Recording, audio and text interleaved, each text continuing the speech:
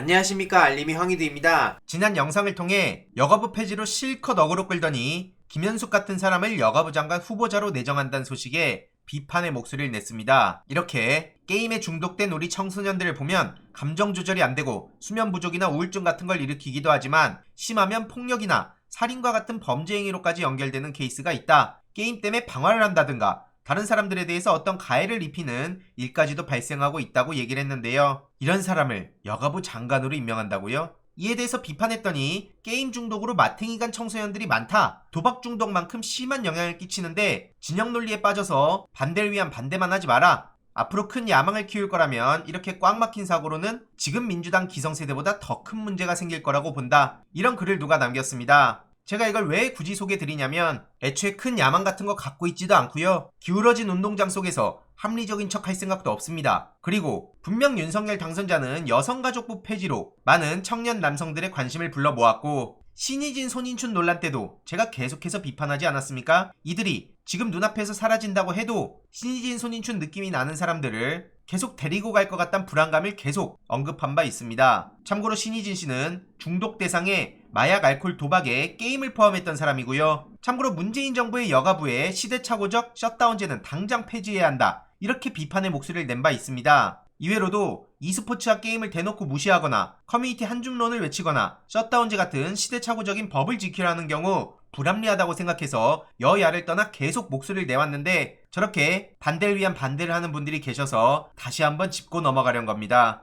참고로 지금 김호수 총장은 검찰 정상화를 막겠다고 저렇게 나서고 있는데 국민의힘은 대선 패배에 불복하는 거라고 반박하고 있죠. 이걸 비판하면 이것도 진영 논리가 되는 겁니까? 김영민 의원이 이런 글을 남겼죠. 분명 청문회 당시 땐 수사기소 분리를 찬성했던 사람인데 왜 이제 와가지고 갑자기 입장이 바뀌었냐? 이런 거짓말을 한 걸 비판해야 되는 거 아닙니까? 언론에선 검찰총장 결기를 찬양하고 있는데 검찰총장이 결기를 보여줄 건 도이치모터스 주가 조작 사건, 한동훈 사건에서 윤석열 당선자의 눈치를 안 보고 철저하게 수사하는 겁니다. 지금 정의당에서 검찰 정상화를 공식 반대하고 있는데 이에 대해서 정의당을 향해 엄청나게 많은 비판의 목소리가 나오고 있네요. 그럴 수밖에 없다고 봅니다. 민주당 이중대라는 소리를 듣기 싫어서 결국 국민의힘 이중대라는 얘기를 선택한 것 같은데 이젠 사라져야 할 정당이란 얘기까지 나오고 있습니다. 참고로 비례는 정의당을 찍어주던 사람들조차 이제는 정의당에 관심조차 갖지 않겠다. 이런 목소리를 내고 있는 상황이고요. 한국 검찰의 특권을 보면 어마어마합니다. 이런 불합리한 현실을 정상화시키고 검찰의 선진화를 하자는 게 그렇게 잘못된 겁니까? 조국 전 법무부 장관은 윤석열 검찰이 내건 살아있는 권력 수사의 방식과 행태에 대해서 똑같이 적용하라고 비판을 하기도 했죠. 최근 쓰러진 정경심 교수가 뇌출혈 의심된다는 소식이 전해지지 않았습니까? 이걸 보고 정말 답답한 마음에 뭐라도 해야겠다는 생각이 들었습니다. 40만 돌파 때도 약속을 드리긴 했었지만 이렇게 인터넷 우체국으로 소소하지만 금액을 보냈는데요. 많은 시민들이 응원을 하고 있다는 것만으로 큰 힘이 될 것 같아서 댓글로 관련 링크를 고정해 두도록 하겠습니다. 혹시라도 힘을 보태시고 싶은 분들은 같이 마음을 모으면 좋을 것 같고요. 참고로 조선일보까지 윤석열 정부 내각 발표에 혹평 아닌 혹평을 하고 있네요. 다양성 실종에 윤석열 2년을 인사에 반영해서 이게 무슨 실력주의냐 얘기가 나오는 거죠. 암치료 특효약은 결혼이다. 온 국민 중매쟁이 나서자 이런 얘기를 했던 사람이 복지부 장관 후보자라고 하네요. 그러면서 출산은 애국, 다산은 위인 이런 얘기를 하는데 애초에 출생에 애국이란 말을 갖다 붙이는 것 자체가 꼰대 중에 꼰대 아닙니까? 무슨 저런 생각을 가진 사람을 복지부 장관으로 불러옵니까? 역시나 많은 비판의 목소리가 나오고 있고요. 애 없는 대통령 엿먹이는 거냐? 이런 얘기까지 나오고 있죠. 게다가 하태경 구태공천 논란까지 벌어지고 있는데 쉽게 말해 당협위원장이 직접 구청장 출마자 선거사무소 개소식에 방문해서 지지를 독려한 영상이 폭로된 겁니다.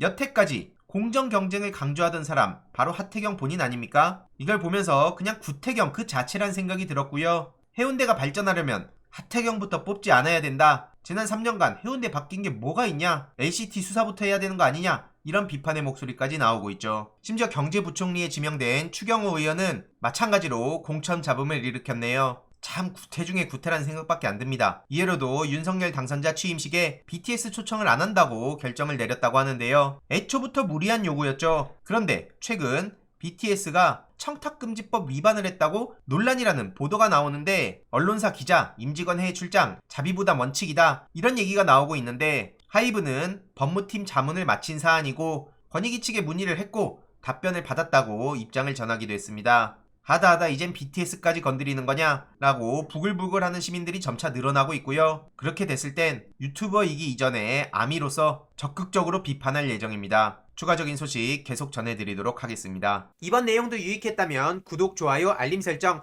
멤버십 가입 정말 큰 힘이 된다는 점 말씀드리고 싶습니다. 이번 내용도 주위에 널리 공유 부탁드립니다.